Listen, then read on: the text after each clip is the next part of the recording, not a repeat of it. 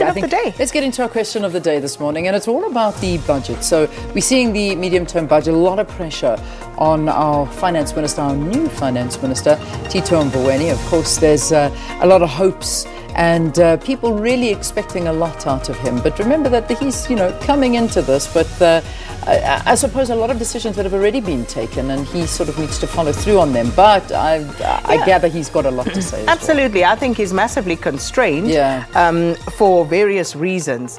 However, Tito Mboweni doesn't strike me as the kind of guy who would just walk in there and say, okay, this midterm budget statement has been written already, so let me just go and present it.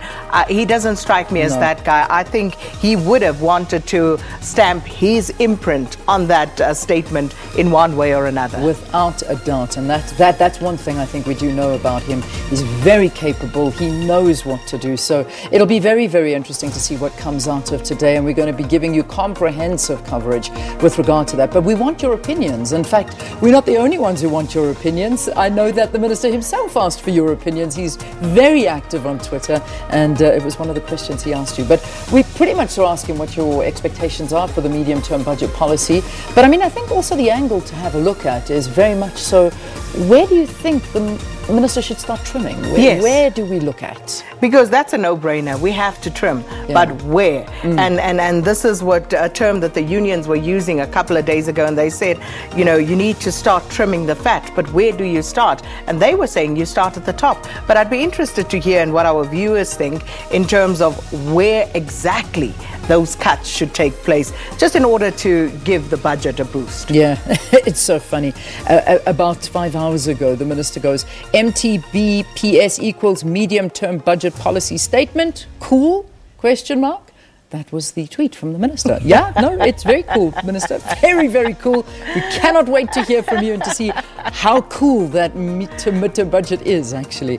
Okay, so let's move on now and look at the big stories of the day. And I'm sure the big one is very much so, again, on the medium-term budget. But no, in fact, there is one bigger. I don't know if this is bigger, but for you and I, maybe it's an interesting one. The DA Gauteng Premier candidate, Salim Simanga, he'll brief the media on e-tolls today. And earlier this year, in his State of the Province address, Premier David Makhura admitted that e-tolls are not working, and yet nothing has been done about the fact that it's not working. So the DA has learned that President Cyril Ramaphosa will be making an announcement on more stringent measures to deal with the non-payment of e-tolls. Oh, this story. Hier kom 'n ding.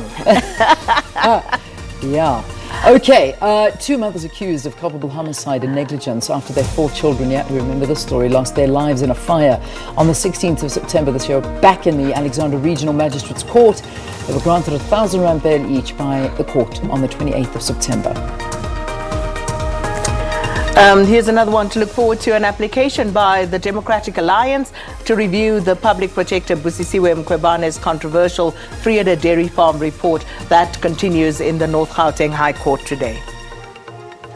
Right, your trending topics now. VBS debate, Floyd Shivambu, the same WhatsApp group. This was in Parliament yesterday. Indeed. And what a rigorous debate that was going on. We were reminded of the previous days of our parliamentary sittings when we had our former president in there, Jacob Zuma, and amazing how the tables have now turned. The EFF once shouting, now everyone else shouting at the EFF. So pay back the money. Yeah.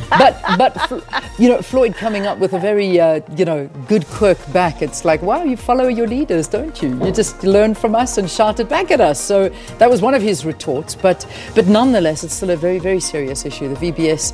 And, just the talk, and William Kize taking to the podium, also just talking about the fact that don't just label all black businesses as being corrupt. There are still people that are very good, above board. And, this is a story of what it is. So absolutely, we need to look into that. But sometimes we really need to disabuse ourselves of ourselves, because the reality is that these things didn't just happen. It wasn't an event. There was a series of processes that led up to the collapse, ultimately. Where were the checks and balances? Where were the oversight, the people who were supposed to make sure that things did not go awry? And again, where's the accountability? The accountability. I know. Which is something that we just don't get in this country. We really don't. You're absolutely right there. And then, of course, there was that final trending topic yesterday, and everybody talking about their memories of Lebo Matoza, and that was the day she passed away 12 years ago already. Can you believe it? Time flies, eh? Let me tell you, it was actually quite surreal because I was sitting on air that very morning, and with the late Mbuli, we were sitting here and we were told that a very massive South African icon had passed away. We weren't allowed to mention the name, obviously, due to all the sensitivities around naming the deceased before the family and all of those things. But, we were told who it was, and it was just, you couldn't believe what it was. And once you'd let out the name and everybody knew, it was just devastation. And still, till this day, that music of Lebo Matoza, the influence that she had. Absolutely.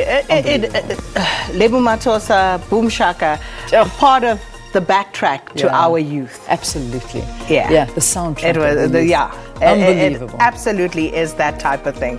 But yeah, those are some of the trending topics this morning as well. And it's time now to find out what's happening on the roads, trains. Hopefully everything is running smoothly. But Rob Byrne, of course, is going to bring us up to speed. Good morning, Rob. Good morning to you. Good morning, South Africa. Let's get you up to date with what's happening around the country. First, no change with My City Bus.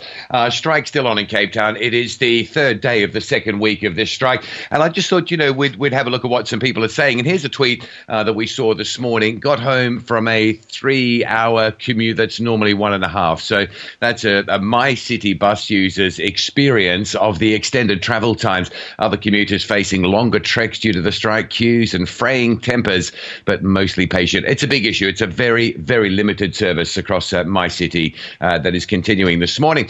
Just staying in Cape Town, this is important. This weekend. The N1 is going to be closed going out of Cape Town. It'll be shut down between Yipti-Yaga Drive and the Durban Road exit. So we're talking about the Bellville area, and it's extensive closure from 7 p.m.-ish on Friday evening right through the weekend. No gap until about 4 or 5 a.m.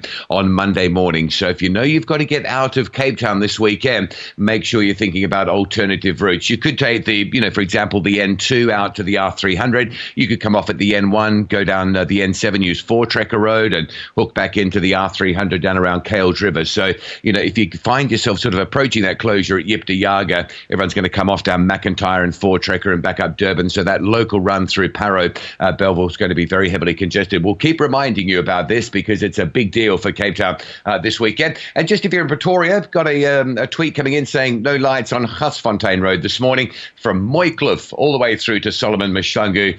Pretoria East is going to see some traffic volumes because of those non-working traffic lights this morning. All right, that's how traffic is set.